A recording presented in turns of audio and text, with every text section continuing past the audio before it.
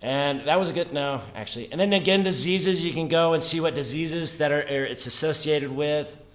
Let's go to Pharmaco Atlas. This is where you guys love this panel. This is drugs. All the MDs like wake up usually when they get to this one. You're doing drugs?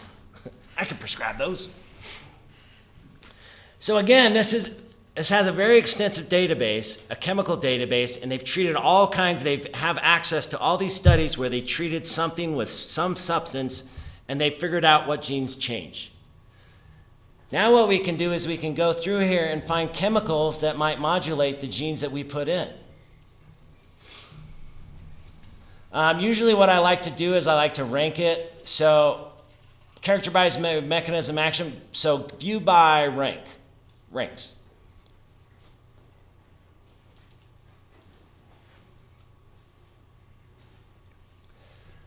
So if I'm looking for a chemical potentially to negatively regulate or maybe to, as a chemotherapy agent for activated B-cell lymphoma, do I want it to have a positive or negative correlation to this data set? What do you think? Negative, totally. And in fact, if you look at the things that have a positive correlation, those are things that, inflammatory things, right? These are activated B cells. It totally makes sense. We can even filter by so let's just look at, so go over on the top on the header here. So it says correlation with query. Now have this blue filter, click on the filter and go negative correlation.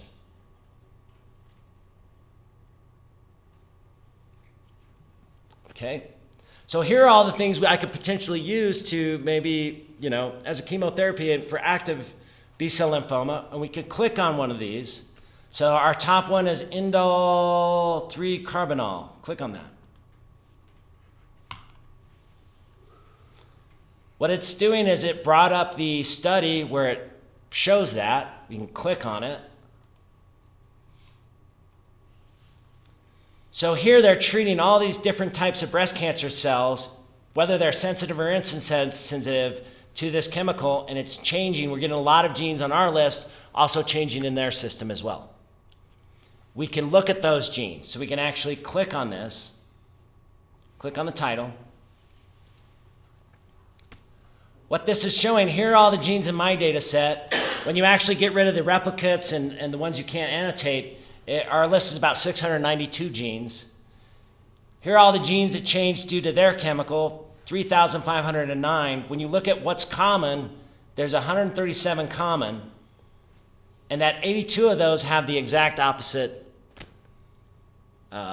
fold change. That if it goes up in our system, it's going down with their chemical. If it's up and activated B-cell lymphoma, it's going down with their chemical, and vice versa. The odds of that, of getting this result, is 1 times 10 to the negative 19th. And here are all the genes. Here's what these genes are doing in my system. Here are what they're doing in their system due to the chemical. They're going up with activated. When I add the chemical to the breast cancer cells, these genes go down. Again, a potential way to find chemicals, other reagents that you can pull into your study. Okay, that's the drugs. Okay, let's go to so again, go to the top. Go to Knockdown Atlas. Click on that.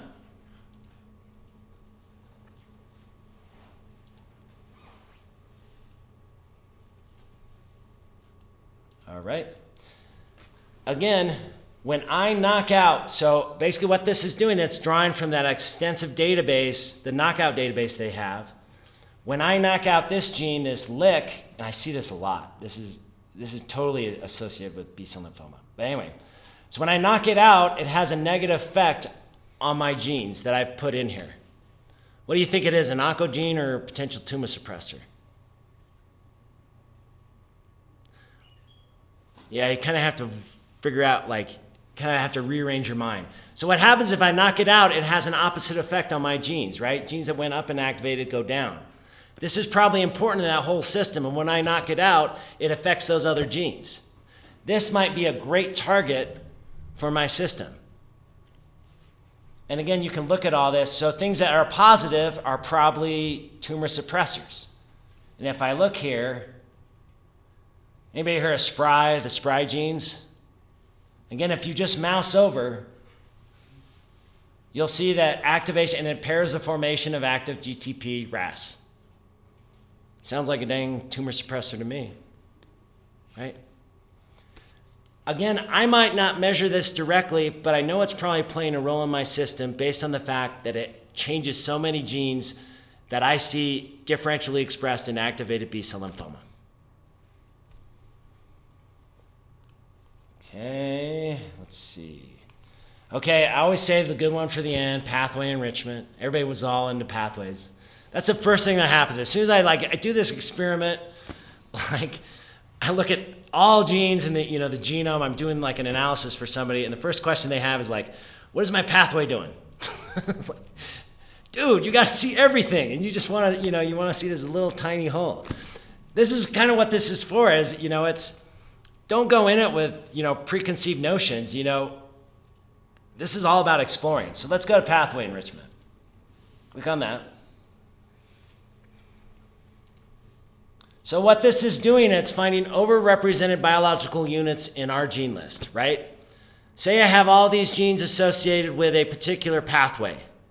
What are the odds that I would get 7 out of those in my gene list, right? It's all based on, and the reason we can do this is because there's only a finite number of genes you can choose from, right? What are the odds that, given all these green balls, if I go in there and pull out, maybe there's 4 pink balls. What are the odds that I would pull 4 pink balls giving 200 chances at a draw? Okay, so we can go in here, we can see some of these. There's something going on here. So if you look at, this MHC protein complex, click on that. So there are 38 genes known to be associated with this MHC protein complex. Here's our gene list. We get 9 genes in common. The odds of that happening by random chance, if I had 692 draws from, say, 30,000 different genes, what are the odds that I draw 9 of those, given those draws? 2 times 10 to the negative 16th. That's not random. Not only that, but all these genes are going down. Look at this. Anybody working on HLA stuff? I see this in so many cancers. So here's my theory. I think this cancer is hiding, right? When these things go more aggressive, I think they start pulling out like their identifiers on their cell surface. They're trying to hide from the immune system. That everybody in this room has probably had cancer. In fact, I'm almost sure of it. The reason why we're not all dead is because our immune system takes care of it before it becomes a problem, right? In order for a cancer to survive, it has to hide from the immune system. I think this is kind of how it's doing it. I have no idea. It's just weird. Because if you look here, you can go down and then you can see cell surface. Those things are going up. So they're pulling down certain molecules, but if you look here, certain cell surface molecules are also going up as well. So it's kind of changing the way it looks on the outside, which I think is fascinating. We can filter this by, so click on that. We can kind of cover these. We can just do regulatory motifs. So click on this. So these are all the different biological databases we can draw from when we're pulling out these overrepresented units. Click on regulatory motifs and click apply filter. So now what we're doing is we're looking for basically overrepresented or binding sites to genes that would be overrepresented. That there are 21 genes known to be bound in our gene list to CDC5L. And they're all going up.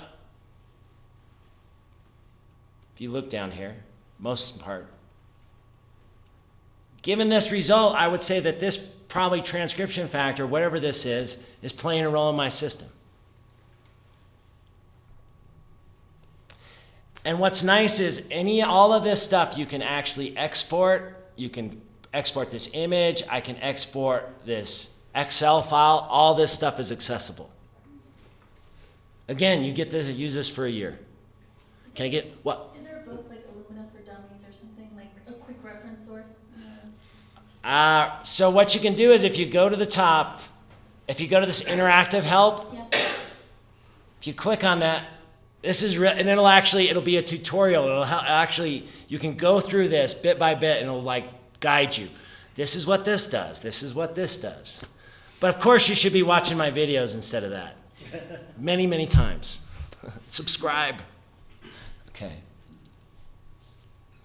But you recommend going down all the paths, all the tabs, and really understand either your gene or like what. I do. So that's kind of what I do when I do a bioinformatics like analysis. The first thing I do is I get through it and I get a 6-pack of beer and I sit around and I just surf my data and I just play around. So what happens is as you surf and you kind of look up genes and do this, like a theme develops. And sometimes it hits me so hard, like it knocks me off my chair. I'm just like, oh yeah, it's freaking NF kappa B, of course, you know? The thing is, as you go through these tabs and what you find like that, you know, CD44 or that LCD or that lick, is you see them in different tabs, right? And it just something kind of clicks. And that's why I think it's very important for you guys to look at your own data because you're gonna have that click. Somebody that does computer science or mathematics that you give your data to, they don't have that, they don't like the biology or they don't really care about the biology. You know, they're just gonna give you what you want. What you wanna do is you wanna kind of surf your genes and you know your system, you know your disease, something is gonna come up and you're just gonna go, aha, that's it. I'm also gonna say too is, this doesn't prove anything. This is a great hypothesis generator, right? This is just giving you more probability of success. You still have to prove it at the bench, anything you do. But instead of doing maybe 100 different experiments, this will allow you to get to that one because you're more focused. You know what you want to see. You kind of know the system. You know what to expect. And so when you get in there, you're going to do a better job and you're going to plan better experiments, right?